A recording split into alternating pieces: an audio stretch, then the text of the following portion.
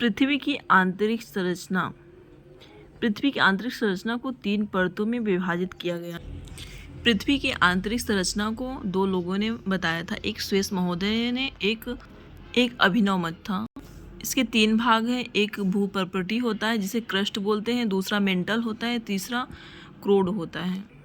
ये एनसीईआरटी की बुक है। इसमें कुछ कुछ लाइन बहुत इंपॉर्टेंट है, जैसे कि ये वाली लाइन, भूपर्पटी की मोटाई महाद्वीपों व महासागरों के नीचे अलग अलग होती है। महासागरों के नीचे इसकी औसत मोटाई 5 किलोमीटर, जबकि महाद्वीपों के नीचे यह 30 किलोमीटर तक की होती है। हिमालय पर्वत श्रेणियों के नीचे भूपर्पटी की मोटाई लगभग 70 किलोमीटर होती है, अर्थात मुख्य पर्वतीय श्रृंखलाओं के क्षेत्र में मोटाई अधिक पाई जाती है।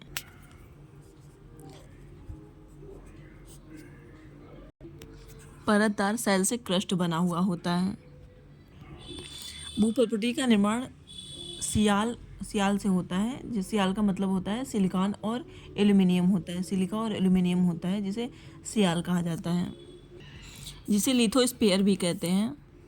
भूपर्पटी में एक महाद्वीपीय और महासागरीय मतलब 2 पर्पटी होती है।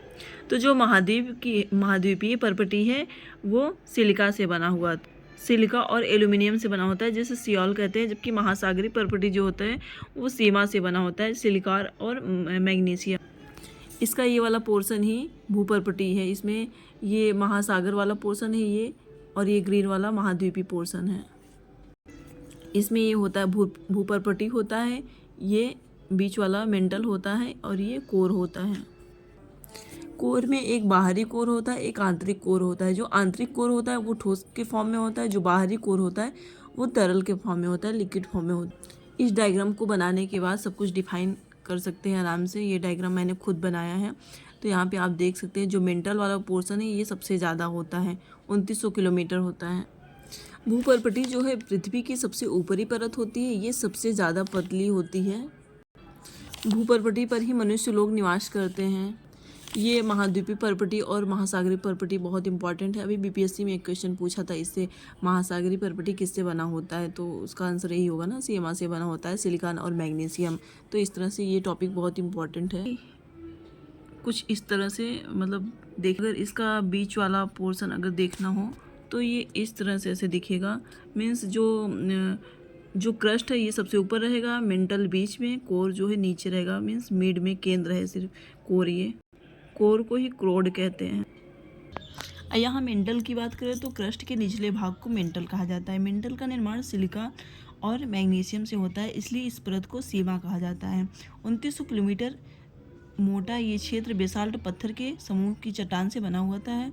इस परत से ज्वालामुखी विस्फोट के समय ज्वालामुखी उद्गार के दौरान जो लावा धरातल पर पहुंचता है उसका मुख्य स्रोत मेंटल ही होता है। मेंटल को पायरोस्फीयर भी कहा जाता है, इसे व्हाइट ऑफ द अर्थ भी कहा जाता है। क्रोड की बात करें तो पृथ्वी की सबसे अंदर की परत क्रोड होता है। यह मेंटल के नीचे की परत है। क्रोड एवं मेंटल की सीमा 2900 किलोमीटर की गहराई पर स्थित है। यह धातुओं से बनी होती है, इसलिए इसे धात्विक क्रोड भी कहा जाता है। बहुत ऊंचे तापमान तथा भारी दबाव के कारण यह गाढ़े तरल या प्लास्टिक अवस्था में होता है। क्रोड को 2 भागों में बांटा गया है, बाह्य क्रोड और आंतरिक क्रोड। बाह्य क्रोड तरल अवस्था में होता है, जबकि आंतरिक क्रोड ठोस अवस्था में होता है। पृथ्वी के क्रोड भारी पदार्थों मुख्यतः निकिल और लोहे के बने होते हैं, अतः इसे निफे कहा जाता है। क्रोड में निकिल तथा लोहे की प्रधानता के कारण ही पृथ्वी में चुंबकीय शक्ति पाई जाती है। पृथ्वी के आयतन का 15% भाग क्रोड का है। पृथ्वी की त्रिज्या की लंबाई 6371 किलोमीटर है। तो इसके आंतरिक भाग को कुछ इस तरह से दर्शाते हैं, जैसे इसमें दिया हुआ है लेकिन मैं बना के बता दे रही हूँ। जैसे ऐसे हो गया, ये 3 पार्ट में इसको डिवाइड कर देंगे। बीच वाला पार्ट ज़्यादा रहेगा, तो यहाँ पे इसको भी एक पार्ट में डिवाइड करेंगे, जिसमें ये बीच वाले भाग को कोनराड असंबंधता कहते हैं, जिसे कोनराड डिसकंटिन्यूटी भी बोल सकते हैं। और ये इस बीच वाले भाग को, मतलब ये जो मेंटल वाला पोर्शन है, मेंटल वाले पोर्शन के बीच वाले भाग को कहते हैं रैपिडी असंबंधता। इसको कोनराड बोलते हैं, इसको रैपिडी असंबंधता या फिर रैपिडी डिसकंटिन्यूटी बोलते हैं। और ये कोर वाला पोर्शन है, क्रोड वाला, जिसमें बीच वाले भाग को लेमैन असंबंधता बोलते हैं। और इसको भी इसमें ये वाला पोर्शन जो कि ये क्रस्ट और मेंटल को डिवाइड करता है, दो भागों में बांटता है, तो इसमें इसको मोह असंबद्धता कहते हैं, मोह कहते हैं। और इसमें ये मेंटल और कोर को जो डिवाइड करता है,